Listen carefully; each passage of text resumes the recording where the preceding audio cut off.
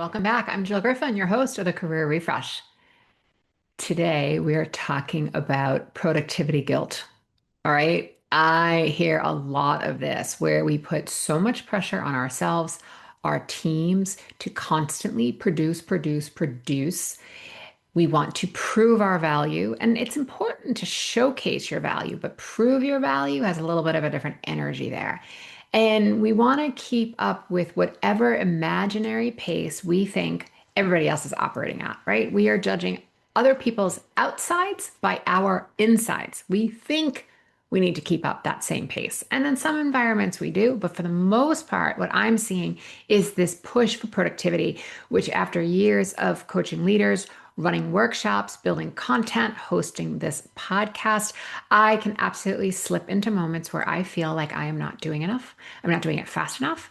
I'm not producing something that's visible yet that others can see. So what did you do today? What do I have to show for my work product, right? I get it. I get it. And I spent years working in global strategy for well-known brands. And you could spend a lot of time doing research or having conversations with potential consumers or doing focus groups where there isn't a work product yet. There isn't a creative or an execution or a piece of content yet to showcase everyone. And that's where I find people fall into when we're not sometimes producing something that's visible that others can see. We suddenly feel like, well, I'm not doing enough.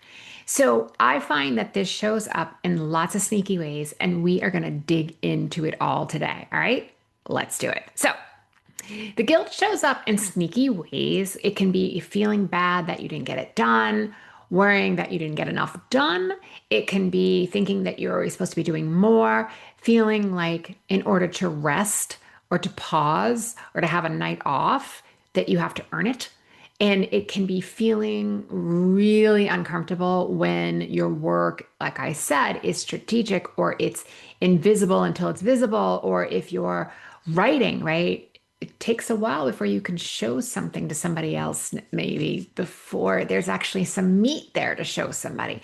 And that's where it hits so hard. Our modern thinking has us in this place where work is often thinking or cognitive work, but we confuse that with work that, again, has this physical output.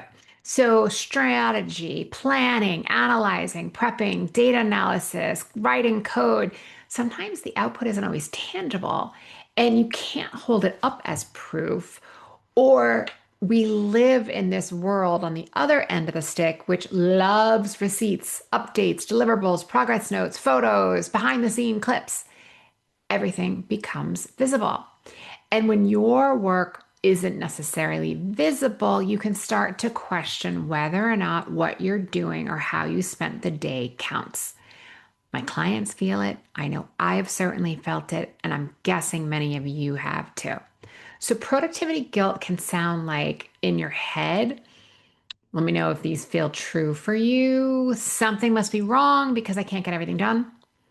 Other people seem to be doing so much more. Other people are being invited or included, right? And it's based on that yes, they may have connections, but it's because they've done something. It's the belief that they've done something that they're being given a different opportunity than you are. And sometimes that might be true, but I would just pause before we let our brains run off on a wild tangent if it really is true. Um, this idea that you have a weekend and therefore you could use it to get ahead of some work. Or this idea that I don't want people to think I'm slacking, so it can fall into presenteeism, right? You want to stay on the Teams or the Slacks. You want to make sure that you're still there for a while to make sure that, people know that you're not goofing off, right? And this is rooted in this belief, again, that our work product has to be visible. I also want to talk about my friends, the perfectionists. So lean in. Perfectionists tend to get hit really hard with this because perfectionists says do it perfectly or don't do it at all, which can lead to delay. It leads to guilt, right? And perfectionism, it's a lie because you can't possibly get it all done. So you're trying to make it perfect. There's like an untruth in that, right? And then this guilt that you should have been doing something different starts to lead to comparison, and you're in this cycle that repeats. There's a quote that's been contributed to Dolly Parton. I know, kind of random. I mean, I think she's a national treasure, but I don't know that this is actually something she said, but it was hard to find whether or not she did say it. And it's what she says is that perfectionism is about approval and professionalism is about excellence. So professionalism lets you finish things. Perfectionism keeps you stuck. Oh, so where does the productivity guilt happen? Well, we're taught very early on that work gets rewarded and that if there's any rest, we're lazy. So if there's almost no narrative around the reward that comes from rest or pause or creativity, then we're trained to celebrate the grind and not the recovery. So what do you want to do about it? All right. Well, we want to break the pattern. First, I want you to know your own rhythm. Your brain has its own timing and its own texture. People sometimes thrive under pressure, and sometimes people do not do well under pressure. Some want routines, some don't want routines. Some like spontaneity, others don't. The I know with my own brain, like I need a long period of time to be able to like meditate and get into my like thinking vibe before I can actually get to be creative and get into the flow.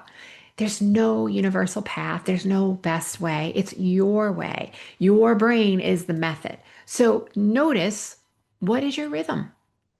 Then I want you to notice what actually works for you. So instead of copying someone else's approach, really think through, well, when are you at your best? How long can you focus? What drains you? What replenishes you? What motivates you?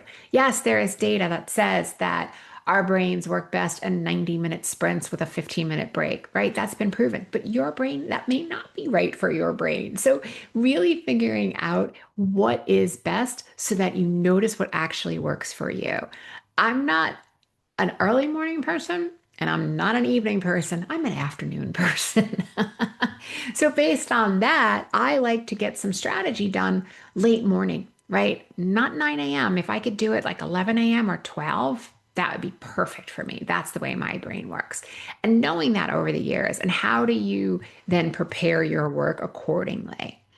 So your personal data, the information you have on yourself is going to be more valuable than whatever book or hack tells you. Yes, I can give you tons of suggestions. You can go back through former podcasts and also see tons of suggestions. There are books out there. But just because it says it, I don't want you to now use that as like, oh, I should be doing it this way or it's wrong.